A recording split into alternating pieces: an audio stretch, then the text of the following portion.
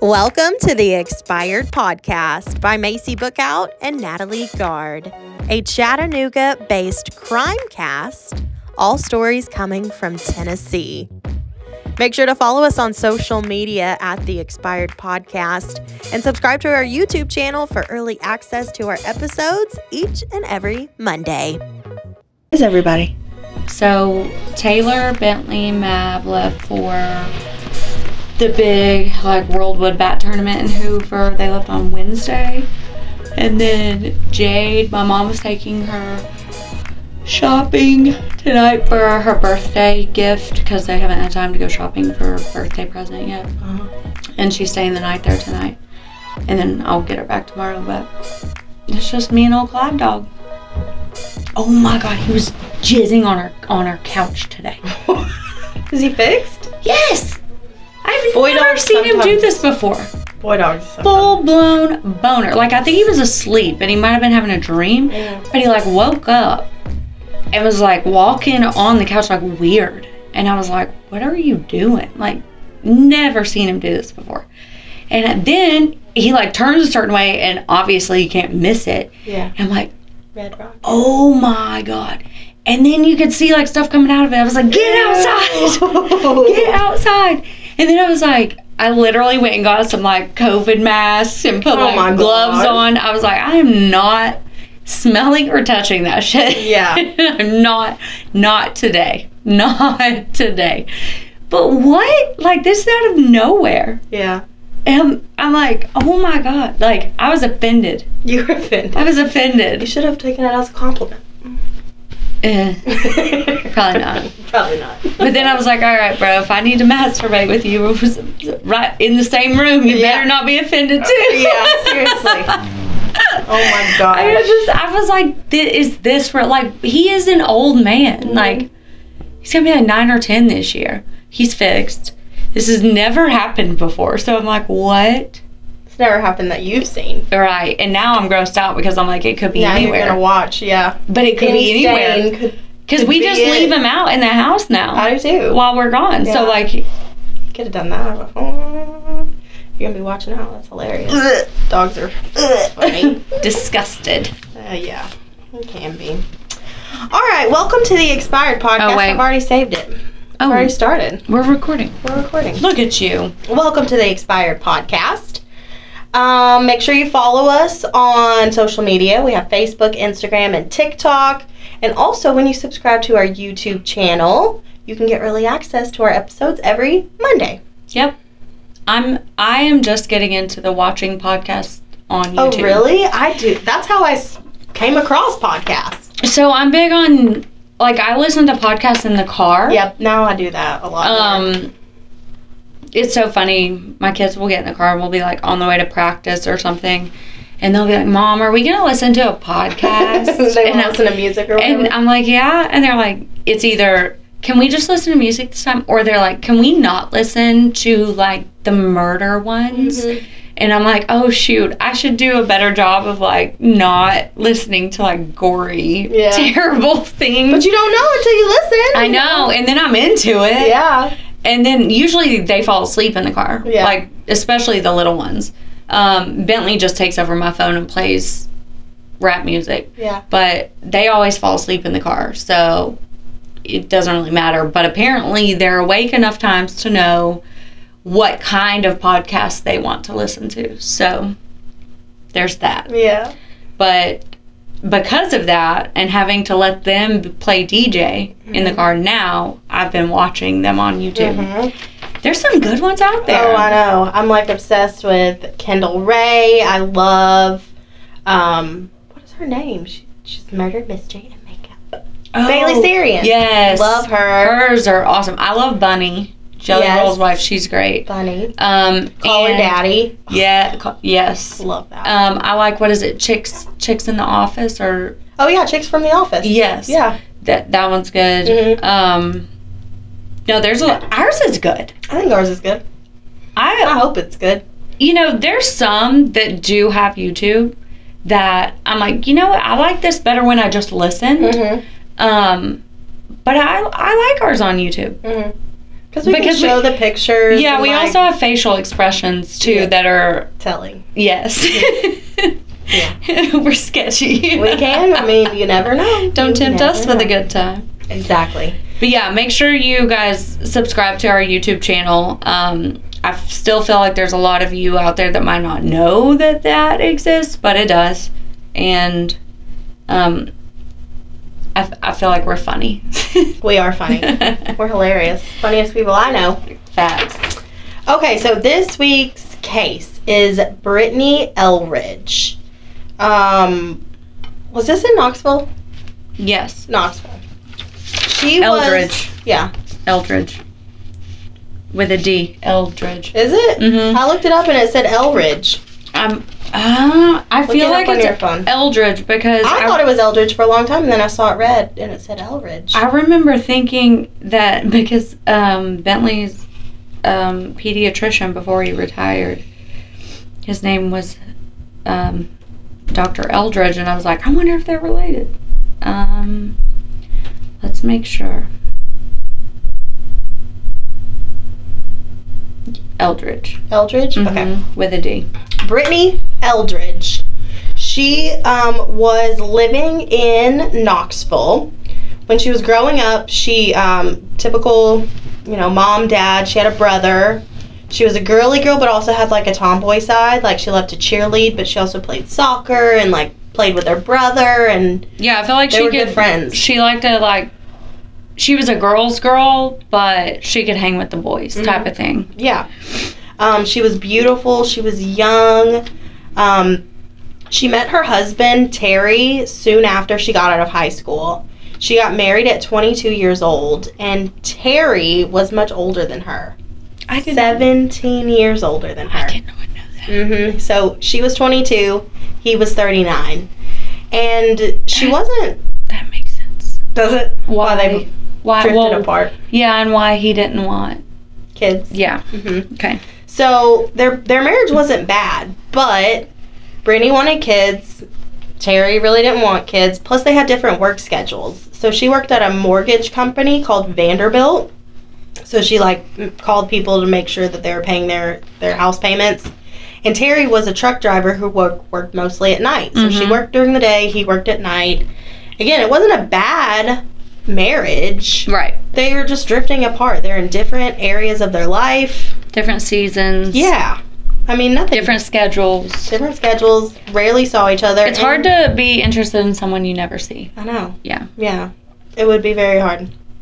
So, after 3 years of marriage, Brittany's 25 now. She wanted to start a family, but they worked different schedules, and it just seemed like they grew apart.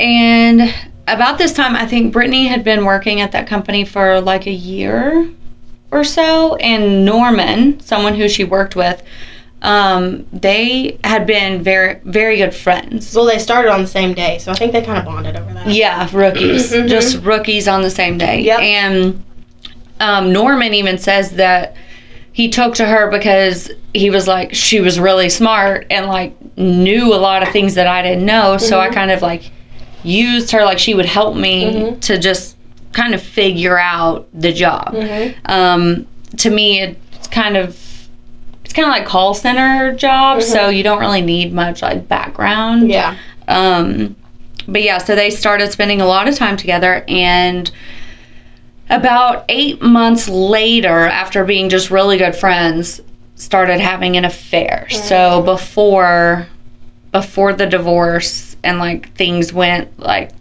awry in the marriage, she was having a secret affair with Norman at work. They would never go out in public, so they wouldn't go out to dinner. Yeah. I think Norman said they went out to dinner in public like one time. Because obviously she's married. Yeah. So the only good decision.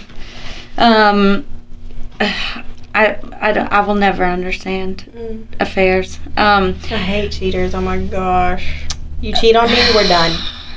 Yeah, like just leave. Just leave, right? Leave. A divorce is not going to kill you. Right, what's the point? Leave.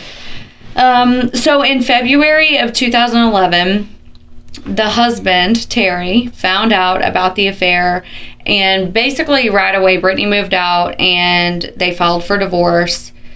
And there wasn't a lot on the divorce, but her family, like, it was pretty ugly, I think. But probably because of the affair.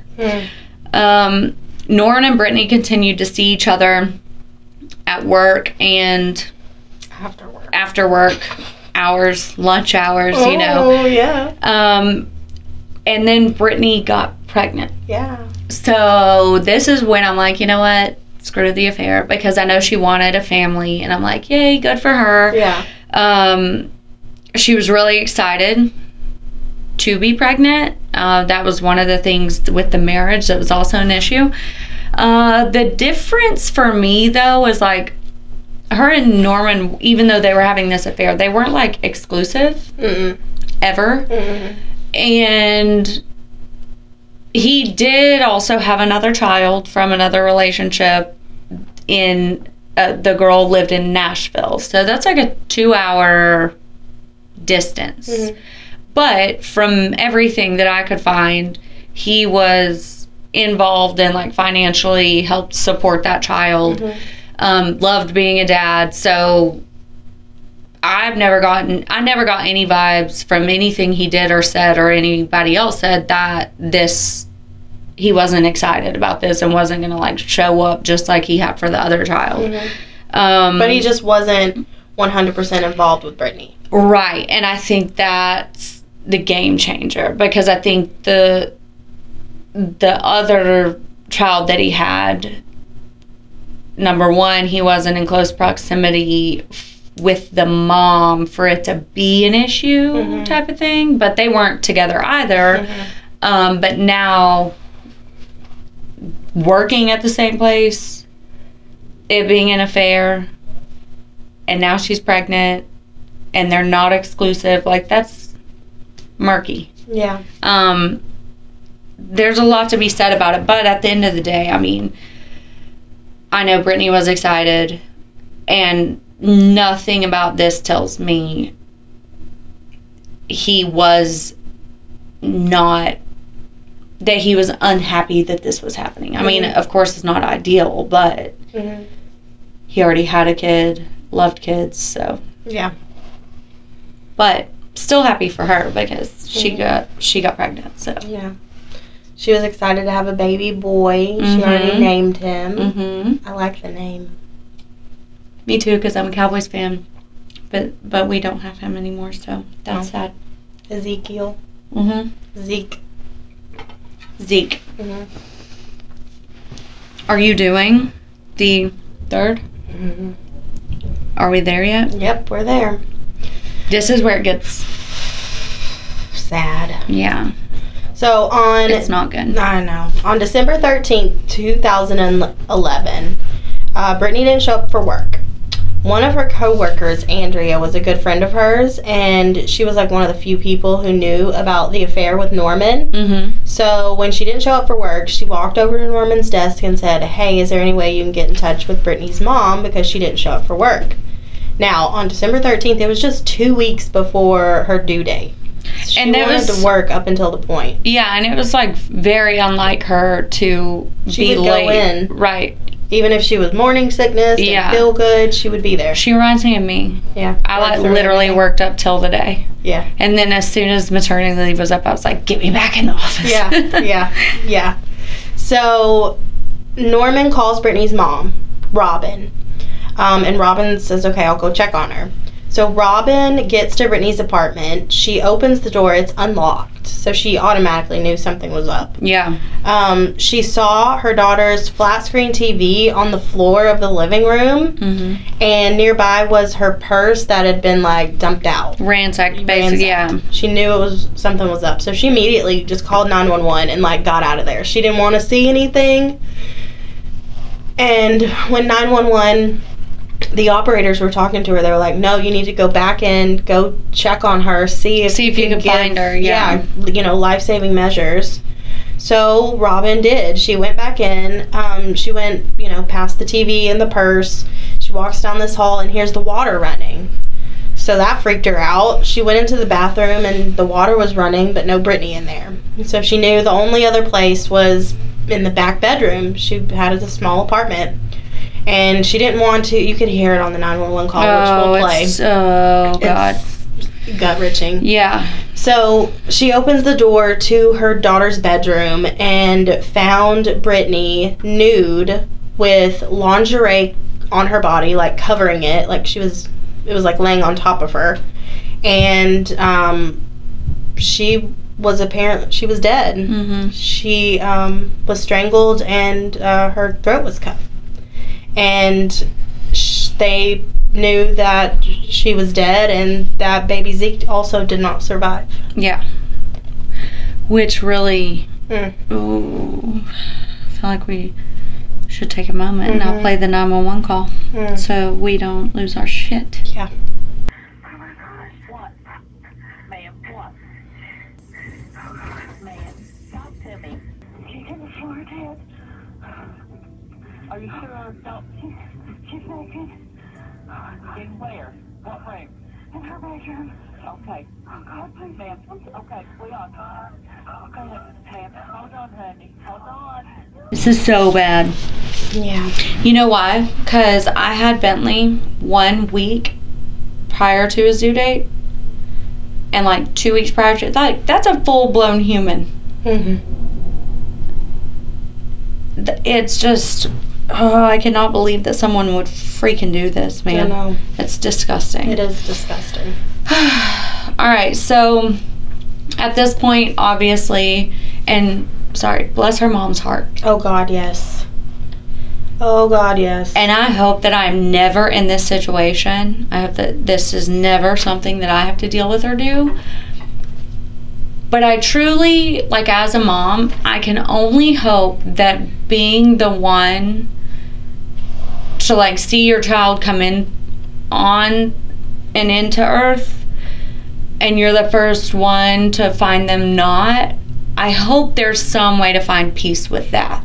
You know what I mean? Like, because I believe in, like, spirits and stuff. You know what I'm saying? Like, I just hope, there's some way for her to find peace. Which sounds insane, because personally, I feel like I would just want to go kill everybody if I found my child like that and my grandchild.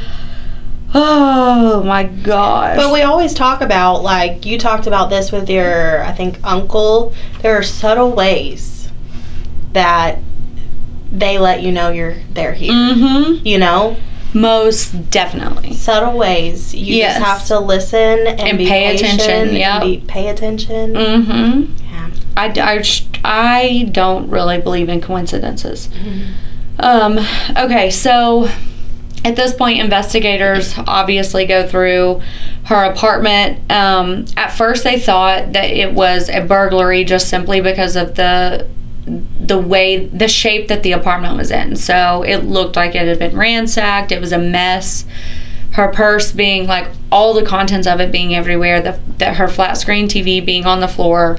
And also that recently there had been a string of burglaries, like lots of them, like 10 plus, that all involved flat screen TVs, like where those were stolen. Yeah. So the misplacement of her flat screen TV and just the whole apartment, obviously, to me, that's something definitely worth looking into.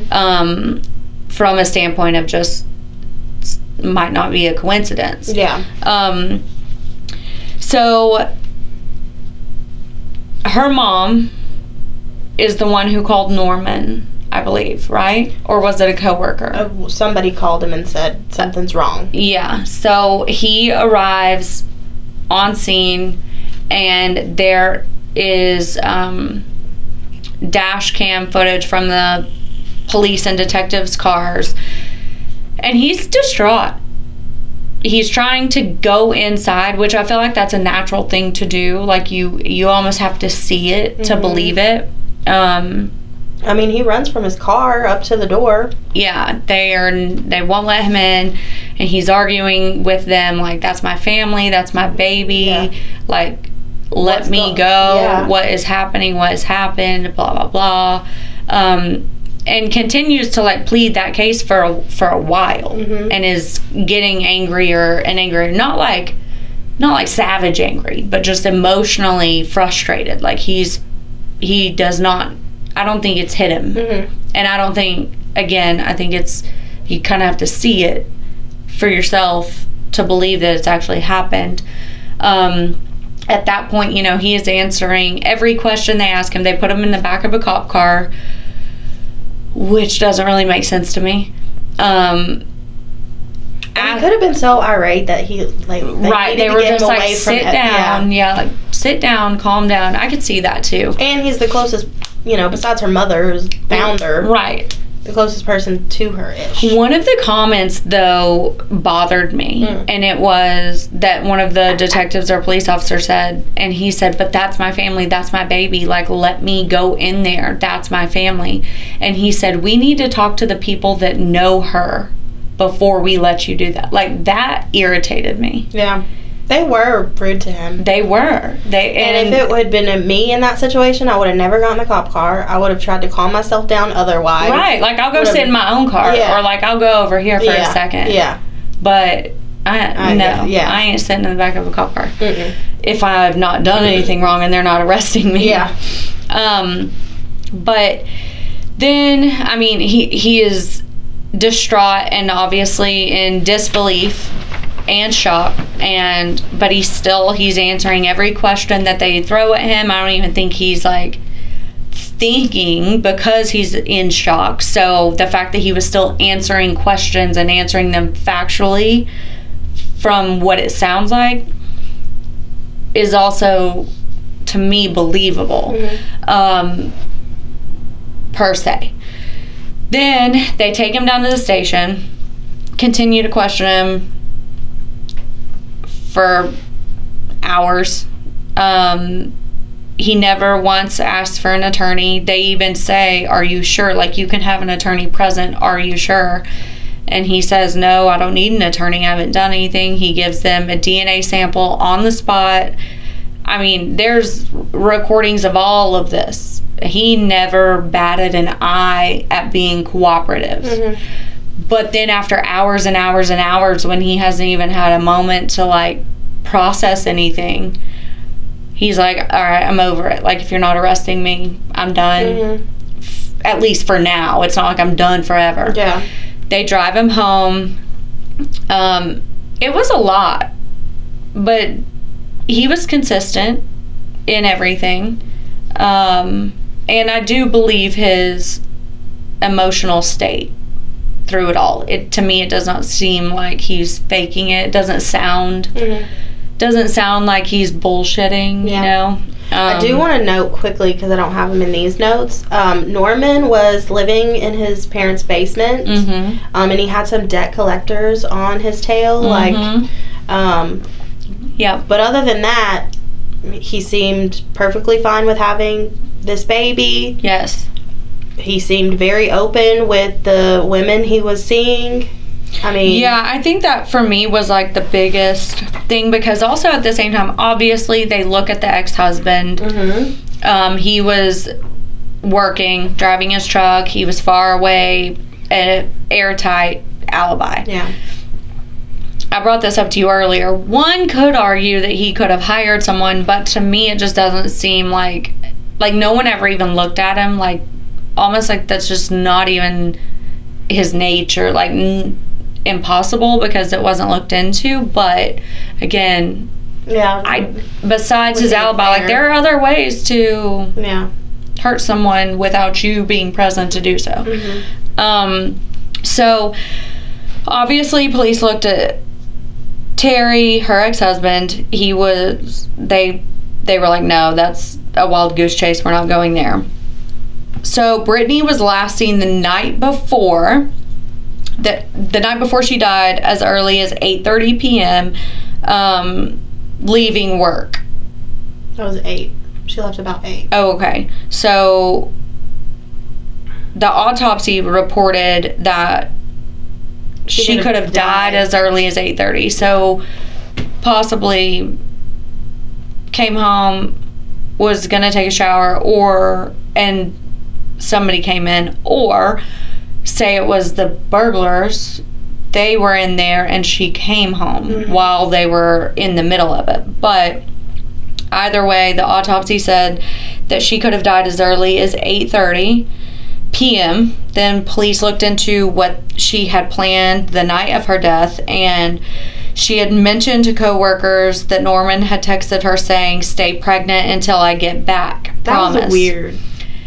I mean, he was out of town, so I could see where he would like want to be a part of the birth. Right, and I think that's what that was. I think that's probably what it meant. I think they tried to turn that into something that it wasn't, because to me, it makes zero sense why so much attention was put on that. It's no secret I have 2 baby daddies, and either one of them could have said that exact same thing to me, and one of them was a high school boyfriend and one of them is my husband. Yeah. You know what I mean? Like, that to me is, there is no red flag around that whatsoever. Yeah. Like, at all. Brittany took this as him wanting to be involved in the baby's life, which I feel like because their relationship might have been a little bit on and off because it was an affair and never really a boyfriend-girlfriend thing, that maybe sometimes she questioned what his involvement would be based on how involved he was with her versus other people, which I think is normal. That's a normal thing to think, is like, wait, how involved are you going to be, because we're not boyfriend and girlfriend, or like we're not married. You know, it makes things weird. So Norman and Brittany had planned to meet that night, but instead he went to another woman's house, and that woman did testify at trial that Norman didn't arrive until 10:30 p.m. I will say his defense did a really good job of arguing that you don't really know what time it was because you were asleep. So who knows what time he arrived, but either way, I mean, some people are going to look at this and be like, he had this many girlfriends, or like, not girlfriends, he was involved sexually with this many people. He's a scumbag, but that doesn't equal a murderer of the woman and the child that is yours. Like, it's weird. So two DNA samples were found on Brittany that were male DNA, and neither DNA sample matched Norman, who she was having the affair with, who she was carrying his baby, and they did not match her ex-husband, Terry. There were, so in 2014, Norman was charged and arrested, and there were 2 trials. The first one in August of 2015 that ended in a mistrial with a 11-to-1 jury that 11 of them said not guilty. Only 1 said guilty. Then the second one was in September 17th of 2017. That was also an 11-to-1 mistrial, but with the same evidence, the same prosecutor. The only thing different was Norman's attorney. That ended at 11-to-1. 11 said guilty, and 1 said not guilty. And we heard from jurors about that one who said not guilty. And they were like, the reason they deliberated for like 4 or 5 days arguing about trying to convince him it's guilty, and his reasoning behind saying no, he's not, is that he was a doctorate, he had a PhD, and he was smarter than everyone else. He was the smartest person in the room. Bro, the fact that you said that means you're not. You know?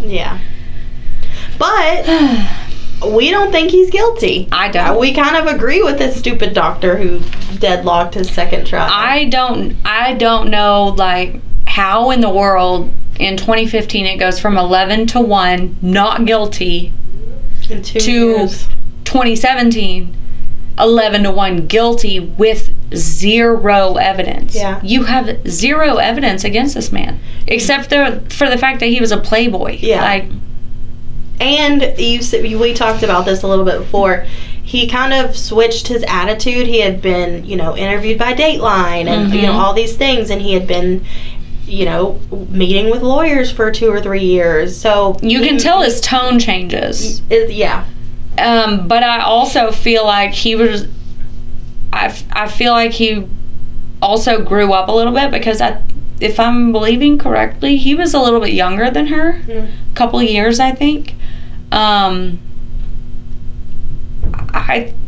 He sounds like a douchebag. Like, he does. I'm not gonna lie. I don't know him personally. But he just sounds like a playboy that just thinks he can just get anybody he wants to. Like, he's just got good game. Yeah. And has figured out a way to make everybody fall for it type of thing. But I don't think he did this. I don't. And if I was on that jury, I would not be able to say that I'm not going to vote guilty. I can't. Prove it. They didn't prove it. There was nothing. And I'm not going to send somebody to prison for the rest of their life off some circumstantial stuff for a playboy. Like, just because I don't like him don't mean he did this. I kind of wanted it to be him just because I didn't like him. I did too, but I couldn't. Yeah. If I was on that jury, I would not. There's nothing. There wouldn't even be, like, of course there are things you think about, but at the end of the day, like, you provided me with zero proof. You can't even tell me that he was actually there. Yeah. There's no proof that he was there. Zero DNA. He answered all your questions, gave you DNA, did not need an attorney. All the things, like, all the things guilty people don't do. Yeah. He did all of it. Now, I wouldn't want my best friend dating him. I wouldn't want my daughter around him, but he didn't do this. He didn't do it. So my theory is the burglary theory, but only because, and this is the only reason that I think Norman is innocent. The 2 pieces of DNA, male DNA, they found on her body. That, I mean, there had been a dozen burglaries where that happened. I think literally in the same area. In the exact same area, in the same complex, some of them. I think she came home. She was planning to meet with Norman that night. He either blew her off or they canceled their plans.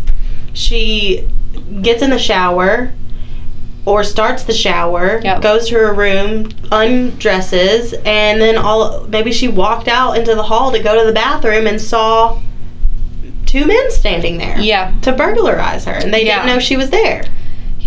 And or she walked in on them. Now, that wouldn't explain why she was naked. Exactly. Because there was no sexual abuse. Right. But the water was running, so I think she might have been there and, like, got out of the shower and they were there. Yeah. I think she was or she might get in the shower. Because it was still running when Mom got there. Yeah, you're right. Yeah. And they just saw, like, maybe she didn't know Norman had canceled on her, and so she wanted to have, like, something sexy on. Or, when he got there, Yeah, and so they felt so bad for doing that to her, they just covered her up with whatever they could find. Maybe it was, like, in her hand or something, because she was going to put it on when she got out of the shower. That makes a lot of sense.